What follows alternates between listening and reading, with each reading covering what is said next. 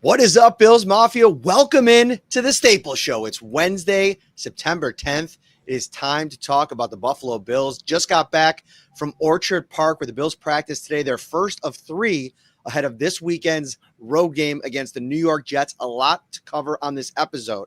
Ryan, there might be a brewing competition at cornerback. Dorian Strong with his NFL debut last week. Tre'Davious White practicing today. We'll get into what that looks like and what the Bills might do at that position for the course of this episode. I also want to talk about the injury report.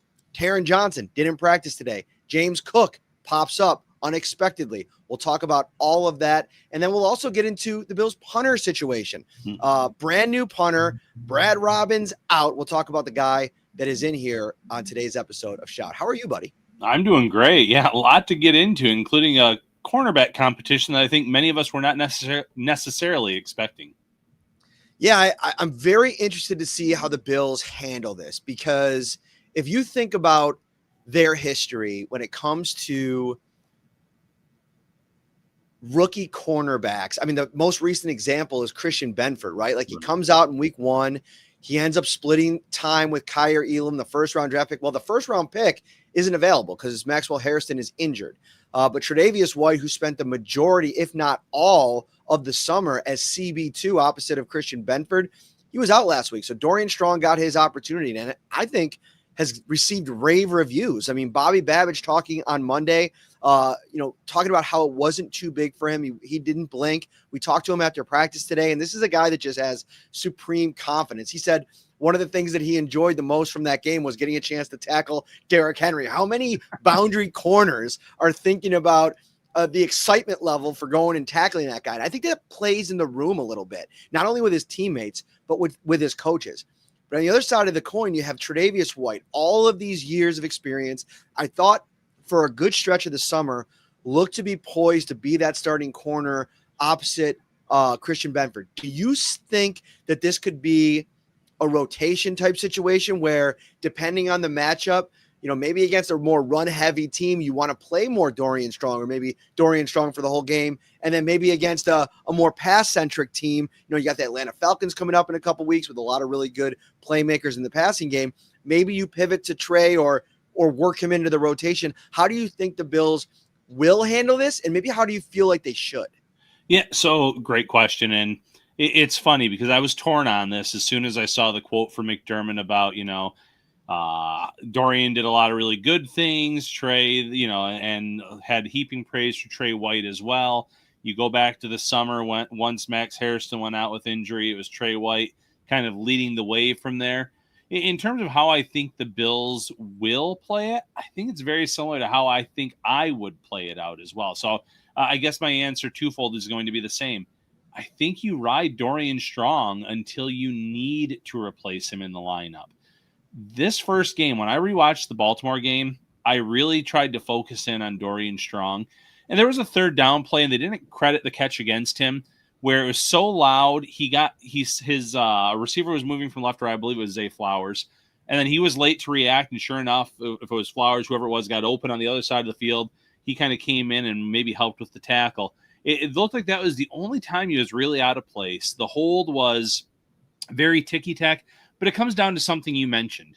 Dorian Strong is a willing tackler.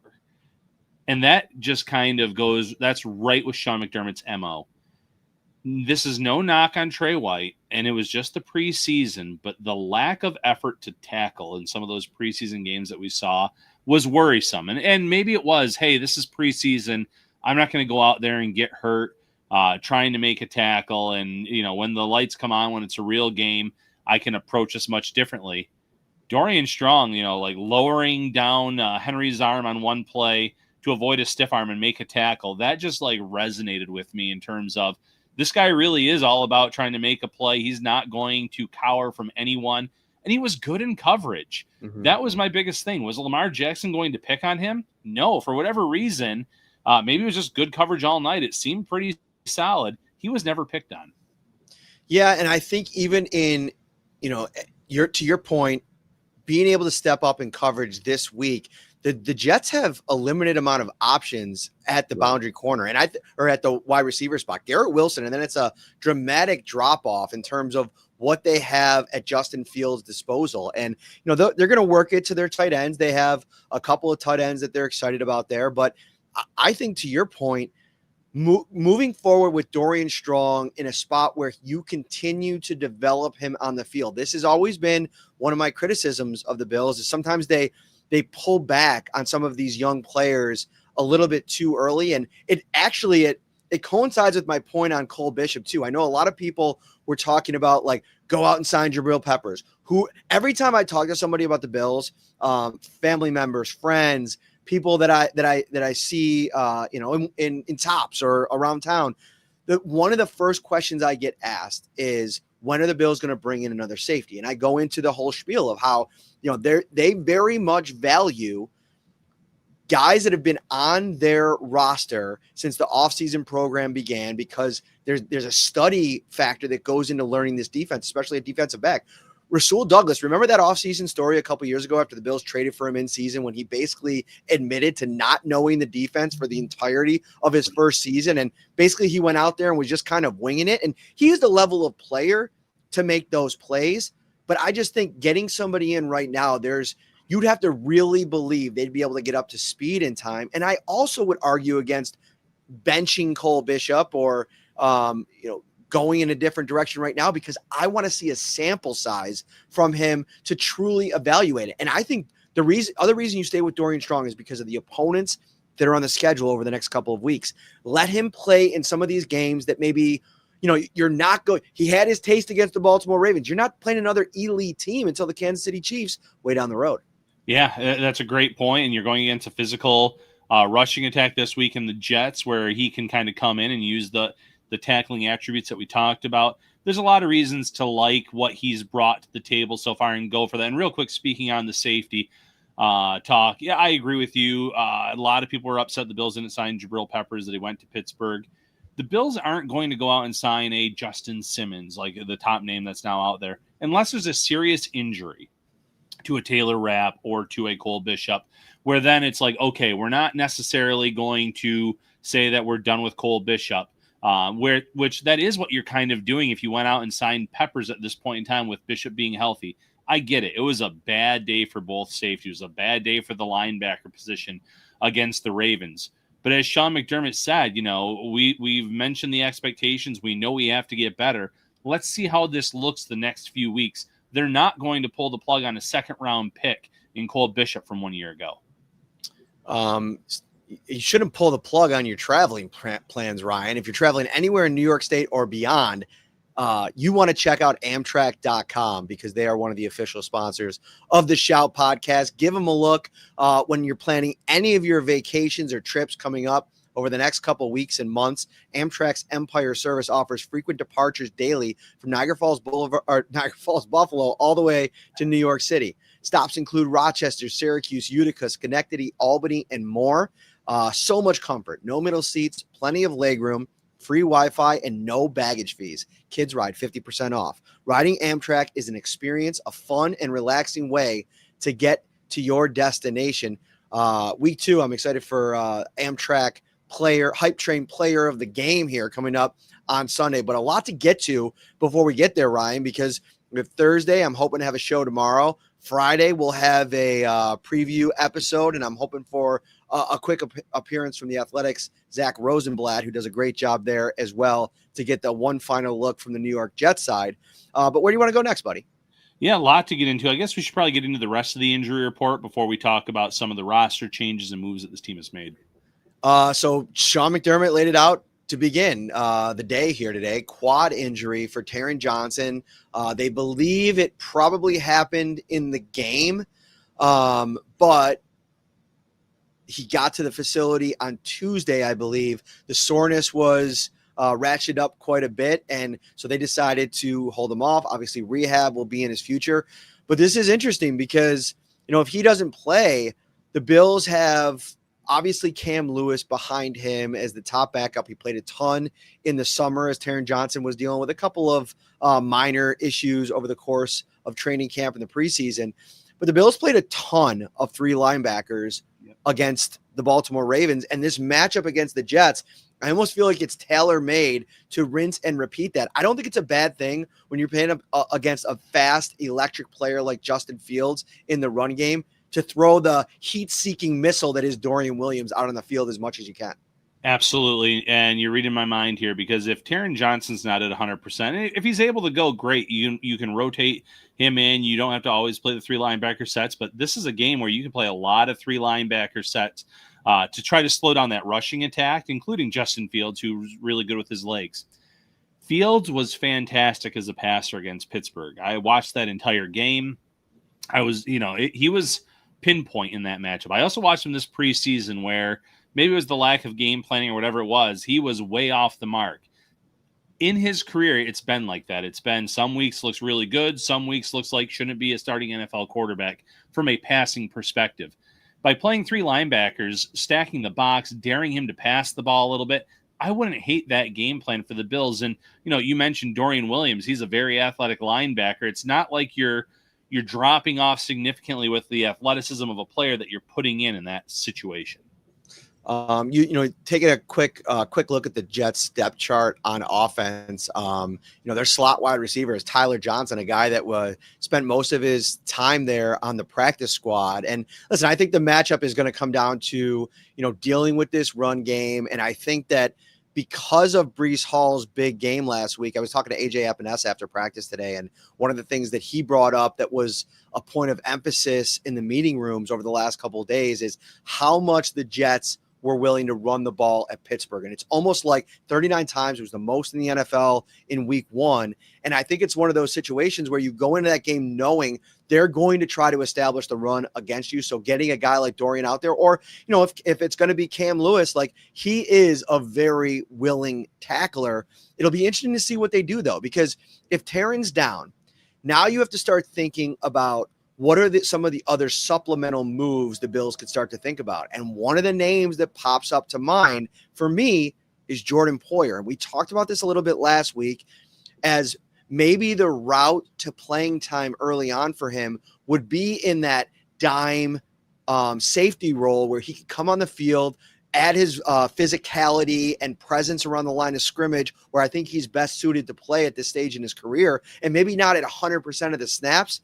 I also think you activate Jordan Poyer and you bring him up off the practice squad. If that ends up being how this thing goes, you can also have him in the weeds with Cole Bishop and Taylor Rapp, and almost like an additional coach out there. I mean, he's been brought in to mentor. I think having him out there when the bullets are flying, uniform on, ready to go in and kind of help, that could be interesting.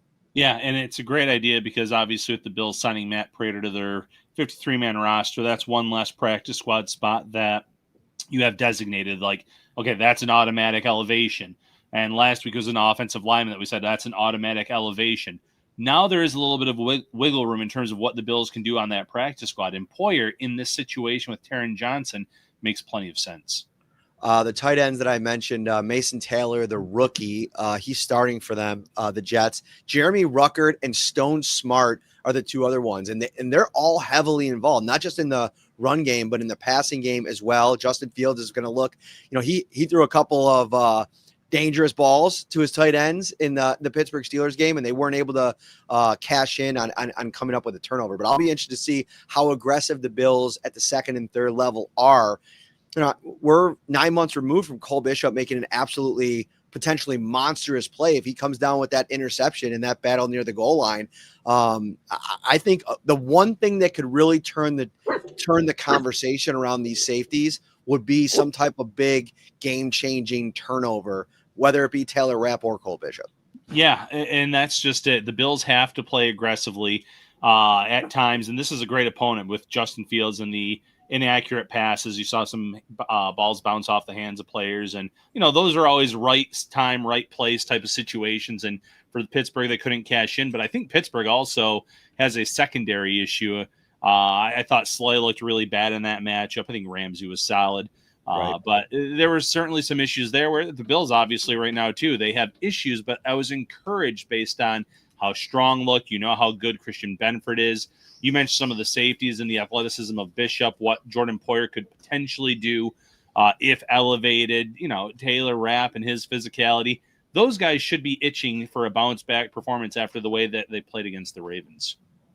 We're brought to you by Tops Friendly Markets. Tops is back, the best breakfast pizza in all of Buffalo. And if you haven't yet, it's time to rush to the Tops Red Zone. Win the GOAT, the greatest of all tailgates in the Tops Red Zone raffle. Shop from over 25 fan favorite brands and get unlimited savings when you purchase Coca-Cola, Heinz, King's Hawaiian, and so many more. You'll be entered to win the GOAT, an ultimate tailgate package that includes a Samsung outdoor TV, a Traeger grill, an Oni pizza oven, Igloo Cool Tunes cooler, and a $500 chef experience, and so much more. Head over to topsmarkets.com/redzone to get more details. All right, Ryan, taking a look at this injury report, it's good news that, Tre White's back at practice in a limited capacity. Christian Benford, who dealt with the groin, played last week. He's a full participant. Keon Coleman, full as well.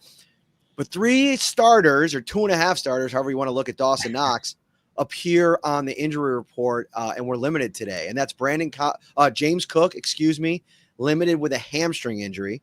Greg Rousseau, limited with a knee injury. And then Knox with a hip. Hip's been kind of a nagging thing for Knox over the year. He's tended to play through it quite a bit. But to me, my eyebrows perked up a little bit at Rousseau and Cook. Tomorrow will be a little bit more indicative of where they're at. Are they out there? Are they practicing at least in a part-time capacity, which is usually a good sign? Are they downgraded to out on Thursday, which changes the math for Friday? 2 storylines to kind of keep an eye on both sides of the ball. Yeah, as long as they're limited, I'm still encouraged that they'll play on Sunday in this matchup. But if one or any are downgraded, that is when you start to hit the panic button on a Thursday, because that's never a good sign. You didn't notice any of these injuries in game. It could all be very similar to the Taron Johnson situation where they were feeling it well after the game. That was a very physical game, and for much of it, a lot of these Bills defenders were getting thrown around. So I'm sure there are some bumps and bruises and scrapes for the most part, but the fact that, we didn't see anyone walking off or, having to stop the game for injuries in those players' cases, that at least leads me to believe there's a good chance that they'll be able to go this Sunday. But tomorrow is a very telling day. Yeah, we'll wait and we'll react to that on the Friday show as we get a more clearer picture. The Bills made a change. Brad Robbins is out at starting punter, and they've gone out and Brandon Beane and Sean McDermott, apparently big comedy fans. They go out and they get Bill Burr onto the roster. I'm just kidding. But I'll tell you right now, you put in the insider chat line, Cameron Johnston, formerly of the Pittsburgh Steelers. I mean, this guy looks like a clone of Bill Burr, and to a lesser degree, Sean McDermott as well. They're all could be in maybe the same family. McDermott basically said today it wasn't as good as they were hoping it to be. You put out a story yesterday. He was ranked dead last in the NFL in punter EPA in week 1. Robbins was. So the Bills decided to go in a different direction, bring in a veteran like Johnston. Are you surprised that they moved so quickly? Or I guess this is my kind of perspective on it. I think Robbins, one of the big selling points for him was how good of a holder he was, and maybe the relationship that he had built with Tyler Bass. Well, you're bringing Matthew Prater off the couch into the situation. Maybe holding isn't at the top list of priorities right now, and you want to bring in somebody that maybe you could trust a little bit more. Yeah, and the move itself was not surprising. Even when the Bills had to move on from Camarda in training camp, the Bills said, well, Robbins hasn't won the job yet, even though he didn't have any competition the rest of the summer. You could tell that was not necessarily a vote of confidence for him in terms of his long-term chances of being on this roster. Now, training camp, I thought he had some good performances preseason too. He had one really bad punt in this game against the Ravens, and while the hang time was decent on a few, the distance was not, and that's his biggest knock. The distance on his kicks. He averages 44 yards per punt in his short career. That's not great. Cameron Johnson is at 47 yards plus, so 3+ yards per punt. And then it comes down to me for the operation of it all. Tyler Bass isn't here. For the next few weeks, he's on the IR. So you already have a new kicker in Matt Prater, and it's not like they've built some great rapport, he and Robbins, over the course of the few days that he was there before week 1. So this is the time where you say, okay, if there was ever a time to change the operation around a little bit, improve our punting situation, this is it. So that's what it came down to for me, Matt. All right, we talked about the punters. Let's get into the other roster change here today. The Bills go out and I'm going to screw up his name, I think. Phil Darian. You do it. You say the name. No, I think you're going to nail it. You're going to nail it. Phil Darian Mathis. Yeah. Is that good? Am I on it? Yeah. All right. So this is a former second-round draft pick the Bills are bringing on to fill the empty spot on the practice squad left vacant by Matt Prater at kicker. And I think it's interesting. This is a big, sizable former Alabama interior player, played in 12 games for the Commanders a season ago. Obviously hanging out there right now. Not a impact player, and obviously Zion Logue is sitting on the practice squad. I know a lot of people have been maybe clamoring a little bit for him to get a look. I don't know where he would have played in this game the other day. And speaking of the defensive tackle position, a little bit of a side note based on rewatch and going back and seeing how that game played out. Ed Oliver was even more special on the rewatch than what he did in the first game or live watching it the first time. There was a play, Ryan. It was the third down play, 3rd and 9, where Lamar Jackson said he was starting to cramp up. Well, I wonder if part of the issue was on that third down throw to DeAndre Hopkins. Ed Oliver absolutely leveled Lamar Jackson. Obliterated him. And that's the kind of thing that, like, you know, over the years we talk about Ed Oliver and not seeing the production in the stat column. And you take a play like that, and it's just as important as the sack that he got earlier in the game, if not even more important, because of the moment in the game that he delivered it. And it was funny talking to Deion Walker today after the Bills practice. He said, I asked him specifically about Oliver, and he said, it was crazy because I don't think I've ever seen anybody have a game like that. He definitely referred to himself saying he's never had a game like that at Kentucky, watching Ed Oliver's film. And he said there was a moment in the game where TJ Sanders was getting ready to go in the game. It was on the series where Oliver ultimately forced the fumble on Derrick Henry. And as he was going in, Ed Oliver just gave him one of these, like, no, young buck. I'm going to pull you back and I'm going to go in. It's crunch time. I'm going to make some plays. And I don't know. I think we could be seeing I don't want to say coming out party of Ed Oliver, but really like the final step towards maybe stardom for Ed Oliver, right? Like the consistency factor, delivering on the big stage against you. If he did this in a playoff game against the Baltimore Ravens, could you imagine the offseason conversation about Ed Oliver and how much it would change? I know it's week 1. I know he's got to do it more as we move through the season, but this was, I don't want to sit here and be super hyperbolic and living in the moment and say it's the best game he's ever played. Go back and watch that Thanksgiving game against the Dallas Cowboys. He was special on that day, but this might have been the most important game in Ed Oliver's career and the most important performance because of what I think it can mean as we look towards the entire season. Yeah, maybe if you can't say it's the best game of his career, it's definitely the most impactful game of his career because of the plays that he made, the fact that he limited them to a field goal on the first drive with the sack, the forced fumble, giving the Bills the ball back, giving them a chance to win the game. They were all impact plays that he made. And truth be told, rewatching that game and seeing that hit that he laid on Lamar Jackson, it was timed perfectly. There was nothing wrong with it. But in today's NFL, I was somewhat shocked that it didn't draw a flag. And that would have ended the game right then and there. I'm glad it wasn't because there was nothing wrong with the hit.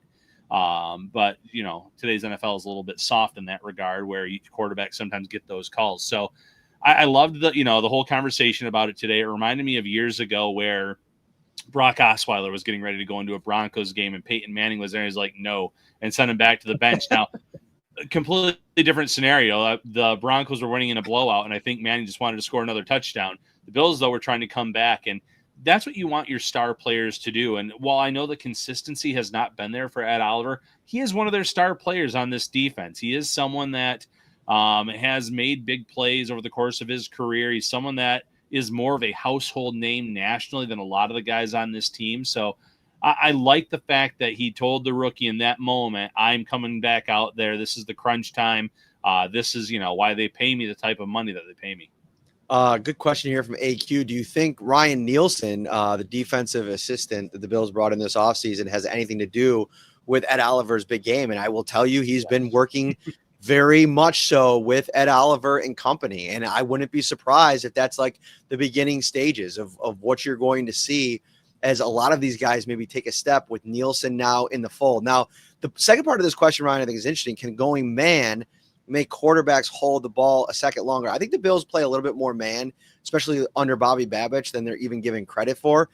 But I also think you need the horses on the outside to make that work. If if you're able to get the ball out quick, especially against a guy like Justin Fields, if you're not holding up early in coverage, that's not going to help you very much. But I do think Ryan Nielsen for sure has had a big impact on Ed Oliver. Yeah, and I know it's not his official title, but let's not sugarcoat this. Ryan Nielsen is the Bills' defensive line coach. The way he was working with them all summer, the edge rush, the defensive tackles, he was right there one-on-one working with every player, running them through the drills in training camp.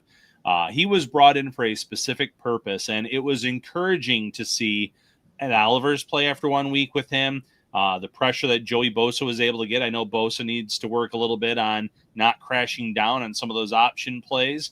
But in terms of the pressure, he was as advertised. So definitely some encouraging thoughts. And I think this D-line is going to really benefit from having Nielsen. I want to finish with this before we get out of here. A little bit more on the secondary conversation, safety specifically, because I saw this question pop up a few times on the insider chat line, and I'll try to direct everybody to listen to this as maybe we spend a minute or two on this to close things down. We addressed it a little bit earlier, but a little bit more of a deep dive. It's something that to go out and bring a guy in, I think for the first part of it, you got to know without a doubt he is going to be better than the guy that's already on the roster. So day one, he comes in and there's a level of play that's considerably above what you've got already. I also think they might be seeing something a little bit different in that room from Cole Bishop and Taylor Rapp than everybody else is seeing. And I also think you have to be prepared as a franchise to deal with the ups and downs of an NFL season. This is about as low as it can get for Taylor Rapp and Cole Bishop, right? But there's a chance that like they pivot or they bounce back from this, isn't there? Yeah, absolutely. I mean, especially in the case of Cole Bishop, let's not lie about where he's at as a player. He missed a lot of time in his rookie season. He didn't get to start a lot of games. He was kind of on the bench and active at times. And then finally, as the year went on, he got more and more playing time. You don't give up on a second-round pick that quickly, that early in their development. It would be like, the Browns didn't give up on Jordan Poyer, so I don't want to say that, but the Browns were able to let Jordan Poyer walk away or willing to let him walk away in free agency when the Bills signed him. The Bills liked that he had some experience, and they thought there was still a lot of room for growth. There's still a lot of room for growth for Cole Bishop because he really hasn't played much in this league. He is comfortable in the system. He knows the terminology. He has great athleticism. The testing's off the charts. Now it's the mental aspect. Now it's the tackling, being in the right position. That comes with experience and time on the field. And I'm not going to sit here and say that Cole Bishop played well in the game, but I thought Taylor Rapp was considerably worse. Yeah, he was the liability. And that can't happen. Now, part of that, I wonder, is the lack of playing time in the summer, maybe coming out a step behind, processing a little bit slowly because you didn't play a whole lot and you were injured for most of the summer. I'm going to give him the benefit of the doubt because he has played at a pretty high level at times over the last couple of years. But you're also putting Cole Bishop in a spot out there with a guy that's playing at the level that Taylor played at, and you're almost like against that opponent in a really tough spot. So I'll be interested to see how Bishop responds to it, Rapp responds about it. And is this a hot take, Ryan, that I'm more concerned about what we saw from the linebackers in that game than I was with the safeties? I don't think it is. I was really, and I'm going to zero in specifically on Terrell Bernard, a player that I'm very high on, that I love to watch, generally speaking. I saw him get tossed around the field by the Ravens a few times in that game, literally like pushed yards away from where they were trying to get the running, Derrick Henry into a running lane, and it worked. He's undersized. We get that, but he usually sheds off of the block attempts a lot better. I'm not sure if he's not listed as dealing with anything. He didn't look right to me in that game. And maybe it was just the physicality of the Ravens and the fact that they were able to kind of bully ball him around, throw him around a bit. But yeah, that was the worst performance that I can think of since Terrell Bernard has taken over as a starter on this team. Matt Milano as well. I mean, if you look at if you look at the PFF score, and I know it's not gospel, 29.5 for Matt Milano coming out of that game. I had to go back all the way to 2020 to find a game where Matt Milano had that low of a grade in an NFL football game. And, when you're two linebackers at the second level, when you play in nickel as much as the Bills do, and you have that many concerns, not only against the run, which was obvious, but I thought in coverage as well. I mean, it didn't feel like there was enough like hats to the ball, which is something that this defense talks about all the time, supporting guys in coverage, like Zay Flowers just running free over and over again. It felt like an issue throughout the game, and it never really got better. So we'll see how the Bills make adjustments. I'm very interested to see how they lock in on this particular matchup against the Jets, but I would just caution people at, overreacting to the safety situation and acting like any of the options that are out there in the free agent market are some type of immediate upgrade. They're either guys past their prime, guys that aren't really wanted on other teams at this point as we're going into week 2. And I just don't know if you can get them on board and up to speed quickly enough, and where that would be a better play than continuing to pour into the guys that have been studying this playbook all off season long, and for Cole Bishop in year 2 and Taylor Rapp in year 3. Yeah, patience is needed. And if in due time there are still struggles, the good news is the Bills have internal options. Shaq Thompson, I know he's on the injury report right now. He's someone with a lot of experience. I know he probably falls into that past his prime criteria, but I think he could come in and play a role if need be. Jordan Hancock, a safety, can come in late in the season if they're still having struggles at safety. We saw the athleticism. Now it's just about digesting the system, understanding it, getting comfortable with it. So if the Bills were to ever kind of but make a change, it's going to be someone that's already in the system. They have some options. You can always bring more guys in, though, add them to the practice squad, get them some experience that way. But right now, you're not just going to see a street free agent be brought in to replace a starter. Ryan, we got so many big plans coming up over the next couple of months. We can finally let everybody know we are doing a live show on Sunday, October 12th in Atlanta from the big pregame event at the Whitehall Tavern on Peachtree Road in Atlanta, Georgia.